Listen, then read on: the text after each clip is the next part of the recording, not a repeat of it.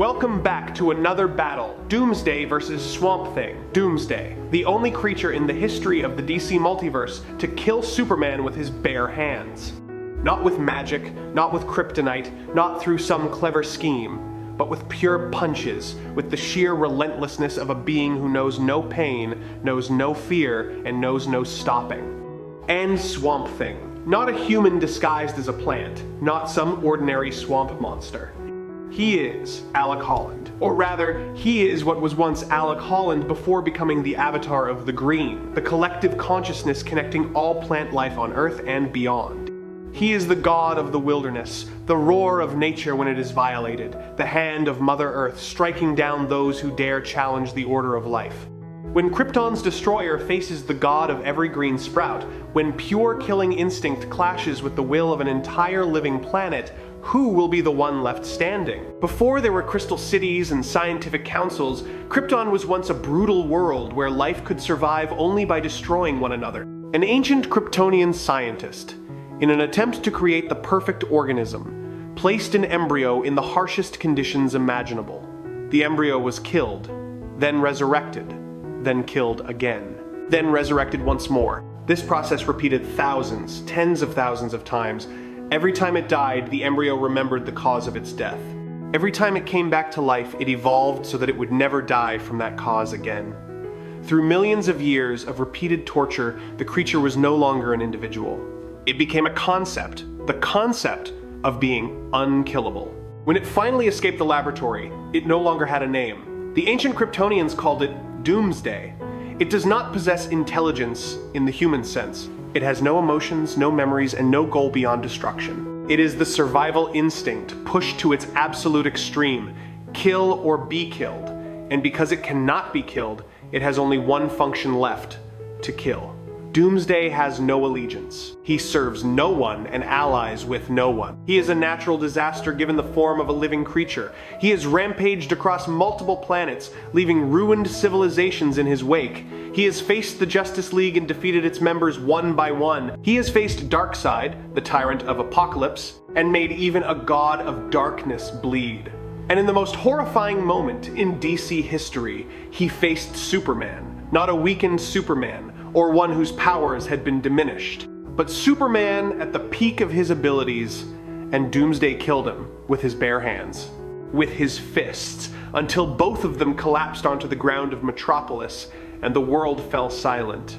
Doomsday possesses physical strength on a cosmic level. He can lift weights equivalent to hundreds of thousands of tons, throw punches powerful enough to shatter Darkseid's armor, and tear apart structures designed to withstand the power of the gods of New Genesis. But the most terrifying thing about him is not his basic strength. It is his evolutionary adaptability. Every time Doomsday is killed, and he has been killed many times, when he resurrects, his body evolves to become immune to whatever killed him before. If he is killed by energy, the next time he resurrects, he will be immune to energy. If he is killed by magic, he will develop resistance to magic. He is a creature that cannot be killed twice by the same method. Doomsday's skin is thick and rugged, covered in razor-sharp bone spikes capable of piercing even Superman's invulnerable skin. His body can withstand the temperature of the sun's core, the pressure of a black hole, and attacks on the molecular level. He has survived being thrown into the Phantom Zone, being buried underground for millions of years, and being disintegrated at the atomic level. His regenerative abilities are nearly instantaneous. A fatal wound to any other creature is nothing more than a scratch to Doomsday. Despite his bulky and heavy appearance, Doomsday is far from slow. He can move fast enough to keep up with Superman in close combat. His reflexes are fast enough to block punches at supersonic speeds and counterattack immediately. The bone spikes covering his body are not merely passive defensive weapons, they can be launched like spears with terrifying speed and penetrating force. He killed Superman in The Death of Superman, defeated the entire Justice League in a direct confrontation, forced Darkseid to use his Omega Beams, his ultimate weapon, to deal with him, survived being thrown into the Source Wall, and resurrected stronger after every time he was destroyed. Now we will talk about Swamp Thing. Alec Holland was once a biological scientist, an ordinary man with a love for his wife and his research. He lived in a small laboratory deep in the Louisiana swamps, developing a biochemical formula that could revolutionize agriculture around the world. And then, the people who wanted to steal that formula came. They planted a bomb. The laboratory exploded. Alec Holland, his body engulfed in flames, ran through the door and sank into the swamp. The biochemical formula mixed with the water, the mud, the roots, and his own decomposing flesh, and from that chaos, Swamp Thing emerged. But the most important thing to understand is this. Swamp Thing is not Alec Holland transformed into a plant. Swamp Thing is the green, the collective consciousness connecting all plant life on Earth, which created a body from vegetation, and that body believed it was Alec Holland. The real Alec Holland died in that explosion. What rose from the swamp was a god carrying the memories of a man. Now imagine that every tree, every blade of grass, every flower, every strand of moss, every fungal spore, and every photosynthetic organism that has ever existed on Earth is connected through an invisible network of consciousness. The green is that network. It is the collective mind of plant life, a library containing every memory of the forests dating back to the earliest age of the planet. And Swamp Thing is the voice of the green, its hand, and the physical embodiment of its will. He does not control plants, he is the plants. Every leaf on Earth is a part of his body. Every forest is one of his limbs. He can manifest anywhere plant life exists. Swamp Thing has gone far beyond the image of a mere swamp monster. He has traveled across dimensions, confronted cosmic entities, and discovered that the green is not limited to Earth. It exists on every planet where plant life exists. Swamp Thing is literally a god, not a god worshipped in temples, but the god of earth, roots, decay, and rebirth. Swamp Thing can control every form of plant life within the reach of his consciousness, and that range is theoretically infinite. He can make roots burst from the ground to restrain his enemies, transform an entire forest into an impenetrable fortress, or create massive plant structures out of thin air. He can make trees grow at speeds of thousands of meters per second, create wooden walls dozens of meters thick, or turn branches into spears with extraordinary hardness and sharpness. At the height of his power, he can transform an entire continent into a forest with a single thought. Swamp Thing. He cannot be killed by any conventional means. Cut him apart, and he grows back. Burn him, and his ashes will sprout. Disintegrate him at the molecular level, and the green will recreate him from a single spore anywhere on the planet. He has been completely destroyed and resurrected from nothing more than a small surviving root. As long as the green continues to exist, meaning as long as even a single green sprout remains alive on Earth, Swamp Thing will always return. He does not have a single body. He can create thousands of bodies simultaneously in thousands of different locations. Killing one Swamp Thing body is like cutting a leaf from a tree. The tree is still standing. When necessary, Swamp Thing can create enormous plant bodies, hundreds of meters tall, with enough physical strength to contend with cosmic entities. His body is composed of types of wood and plant fibers, with densities and hardness far beyond any artificial metal. He can change his size at will, from a tiny sprout to an entity taller than skyscrapers. His strength is proportional to the amount of plant life he can connect to. On a planet covered in dense forests, he is nearly omnipotent.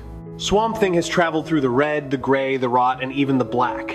He has confronted entities such as the Presence, the embodiment of God in the DC universe. He has entered heaven and hell. He has witnessed the beginning and the end of universes. His power, when fully supported by the green, reaches a cosmic level. Swamp Thing is not without weaknesses. Fire is the traditional enemy of plant life, and while he can overcome this vulnerability at higher levels of power, fire on a sufficiently massive scale can still harm him. Environmental pollution and planet-wide use of herbicides can weaken his connection to the green. If the green were severed or completely destroyed, a scenario that is nearly impossible but theoretically possible, Swamp Thing would lose his source of power. And most importantly, Swamp Thing still carries the memories and emotions of Alec Holland. He can be emotionally wounded, influenced by human memories, and at times, his compassion causes him to hesitate during crucial moments. This is one of the strangest matchups in all of battle history. Doomsday versus Swamp Thing. If we look purely at physical strength and destructive power, Doomsday has the advantage. He was designed to kill Superman, an entity with godlike power. His punches carry enough momentum to shatter the invulnerable skin of the Man of Steel.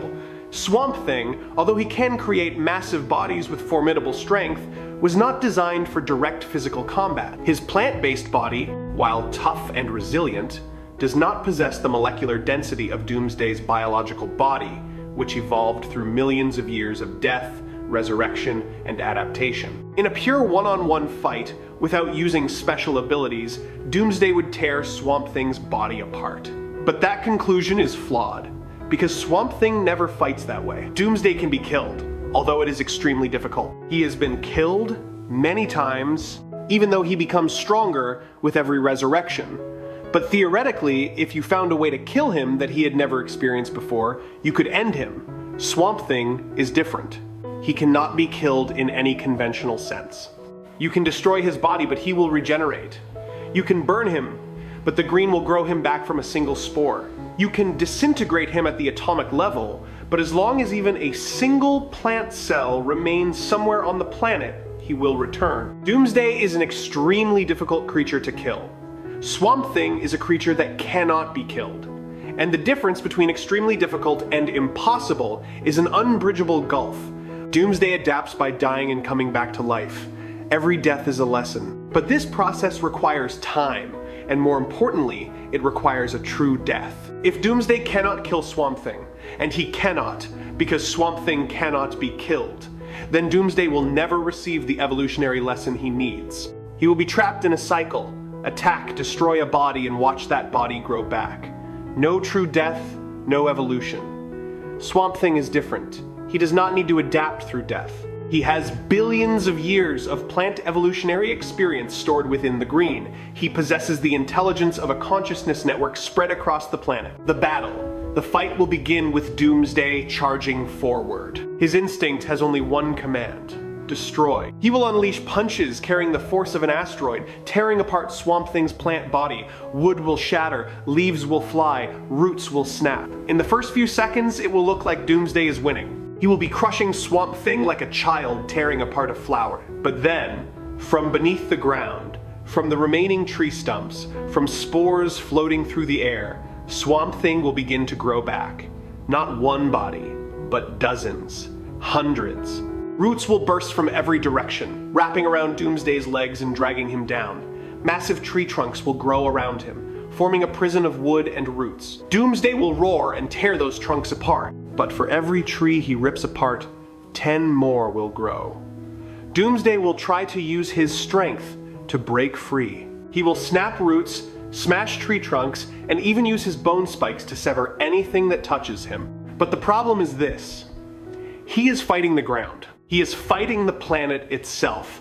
Every step he takes on the Earth is a step on Swamp Thing's body. Every breath he takes, drawing oxygen from the air, is a breathtaking in the product of Swamp Thing's photosynthesis. He is standing on his enemy. He is breathing his enemy. And that enemy cannot be killed. Doomsday will continue destroying everything in his path. He will tear apart hundreds of Swamp Thing bodies.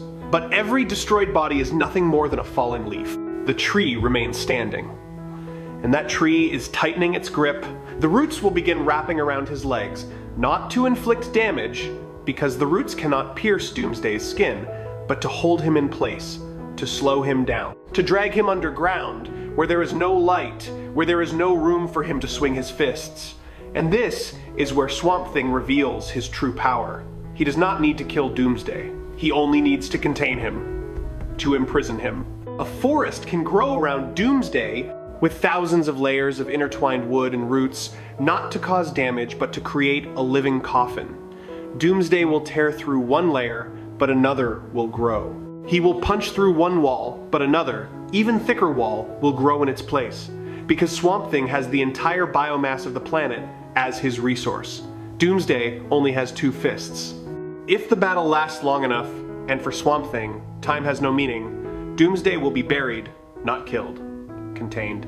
Imprisoned beneath millions of tons of roots and wood, deep underground, where he has no room to move and no target to attack. He will roar, he will struggle, but he will not be able to escape. because he cannot kill the thing holding him captive. You cannot kill the ground, you cannot kill the forest, you cannot kill life. However, one thing must be acknowledged. Doomsday, in some versions, has demonstrated such extreme adaptability that he may be able to develop resistance to the environment containing him. If he remains buried long enough, there is a possibility that he could evolve to break through the plant structures.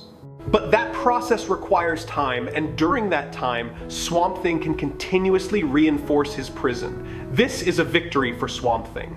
And that is our detailed analysis of the confrontation between two opposing extremes of existence: Doomsday and Swamp Thing.